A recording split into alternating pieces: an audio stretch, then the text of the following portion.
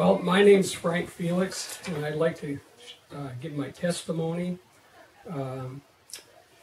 It's hard to begin. I don't know where to begin. I know that sometimes I like to go way back and talk about when I was young. I do know that when I was in kindergarten, I was bullied almost every day by bigger kids, and so I ended up hating school. By the time I was in middle school, myself and my brothers and sisters, we all hated school, so we'd skip school. We'd wait till my dad went to work, and then we'd all go back in the house and party. But after that, we got caught by the courts, and they put my parents in. They took them to court for us, and we got all put on probation. And I remember seeing my parents, seeing how sad their faces looked because they were being scolded by the courts for us getting in trouble all the time. When I was in middle school, I think they called them junior highs back then, I used to brag because my grades matched my initials. I had straight F's, Frank Felix. But after I met the Lord and went to college, believe it or not, I got straight A's, so that just shows you how God can completely change a person. But anyway, when I was in middle school, we got involved in drugs, and I used to be part of a Spanish gang that would fight all the time with other kids. And I never really hated anybody. It's just the excitement of fighting was what drove us to fight all the time. So at about that time, we started getting involved in drugs, and the guys I hung around with were getting pretty violent. They like to get on drugs, and then they like to fight. And being the youngest and the smallest, I remember they would tell me, go pick a fight with this person at a party, and they would jump in. Well, I was always paranoid because I knew, well, you're going to jump in, but I'd probably get a few licks before they came.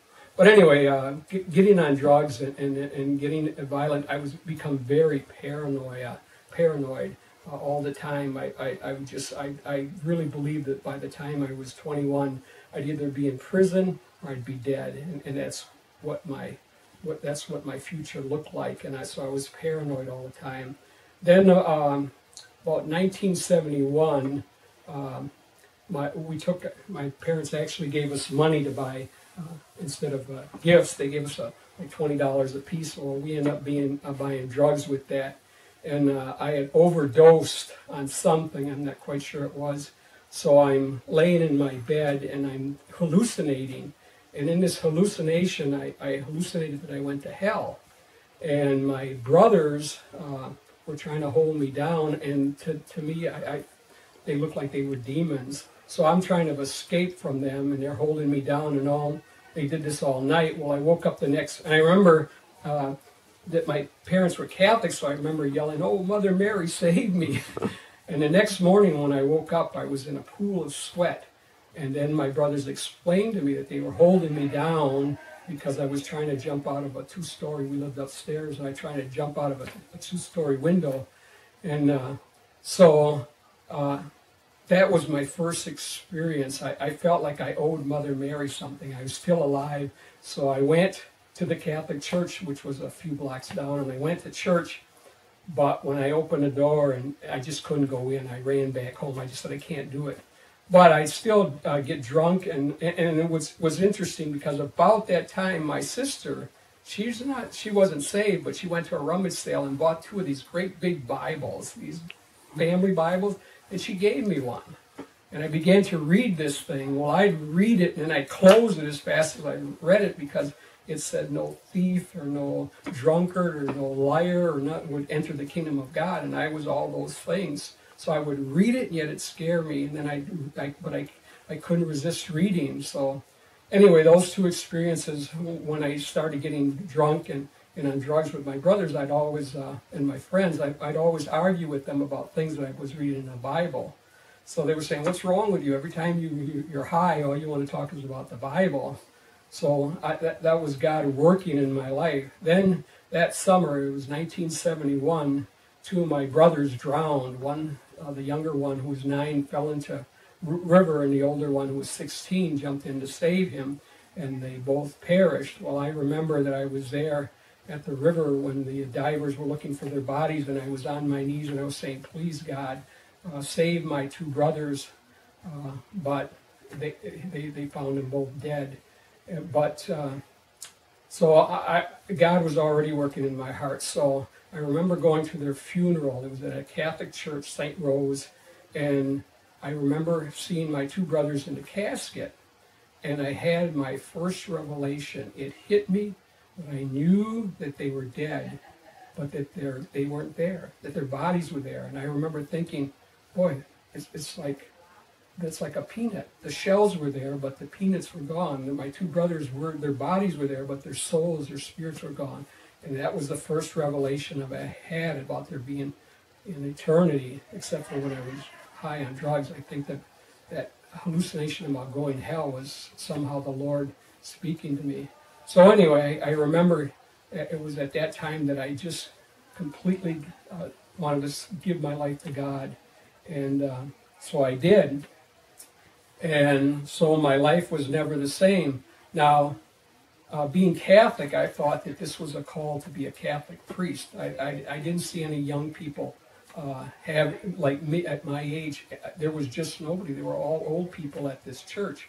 So I'd go to church every Sunday with this older gent that lived on the street. He'd walk with me, and we'd walk to church, and I thought, boy, something special has happened to me. So I was reading this Bible that my sister gave me at this time, and I was reading it, and a lot of things I didn't understand because it was a King James version, and I wasn't very good at reading. But I read enough and understood enough to know that God wanted me to share Christ with others. So I began to do that at Park High School. I shared Christ with whoever, shared it with the teachers, with other kids. And then one of the kids said, well, you need to go to this house that's on Phillips Street, I think it was. And he said, there's a bunch of young people just like you, and they like to share Christ and things. And so my interest was piqued at that time. So I went to my Catholic priest, and I told him about going to this group, and they called themselves the Jesus People. And this was in 1971, or 1972. So he told me not to go. He said that they believe in drugs, and they probably had free sex there. And he said, if you want to follow God, that's not the place to go. So I stayed away for the longest time until this nun that I also knew that went there, she told me that she had been invited there, and she had gone to one of their rallies, and she said it was the most beautiful thing she'd ever experienced. So I had a real interest in going. So knowing some of the kids that were at Park High School, that they were involved with that, I talked to them, and they said they would have a couple of guys pick me up.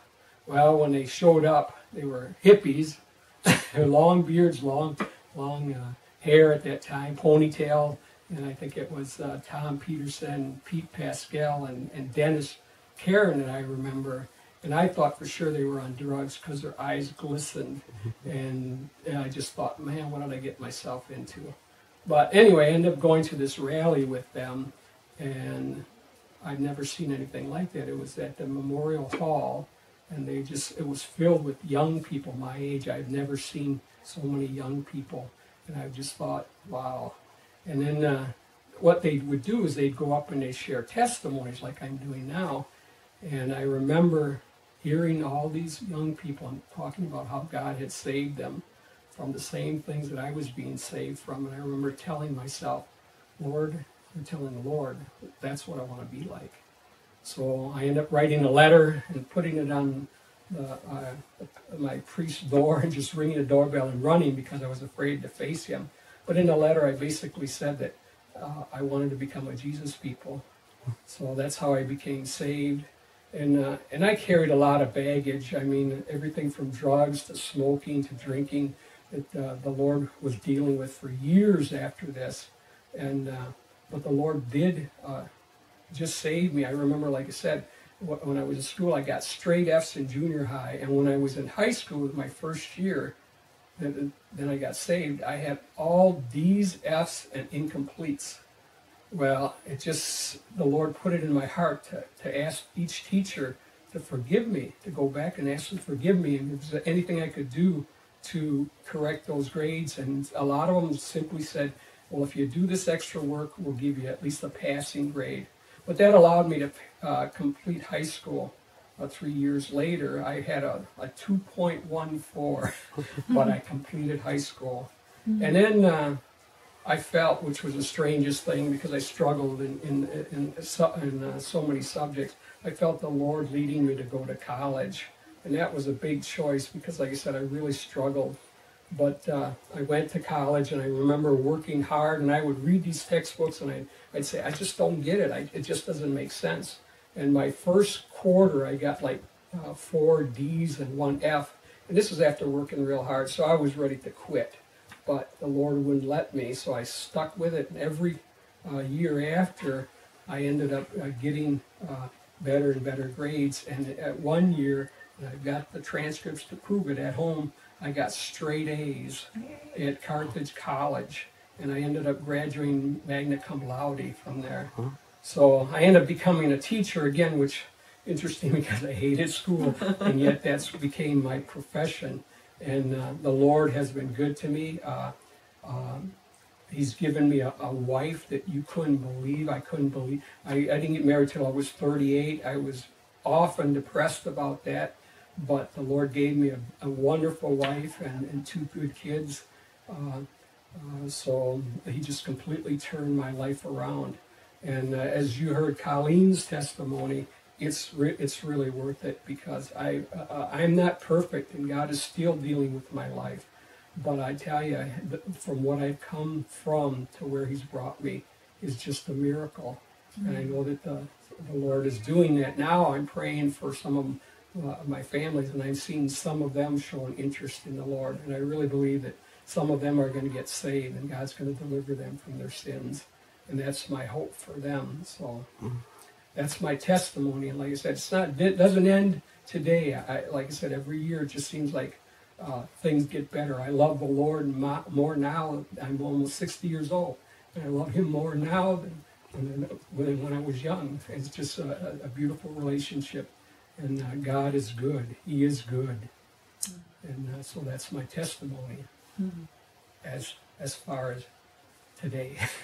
It goes on. So